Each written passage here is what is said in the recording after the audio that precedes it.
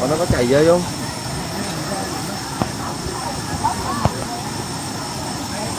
Chảy không? Rồi Anh ơi! Sơn Chu! Sơn Chu!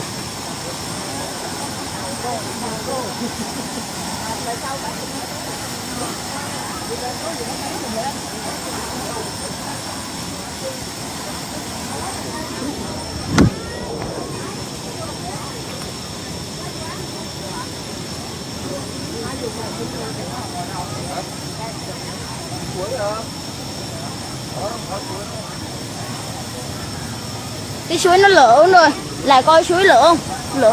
Lở lụt luôn á, muốn sập luôn á, chỗ nó kìa, chỗ mấy người đứng muốn sập luôn nữa.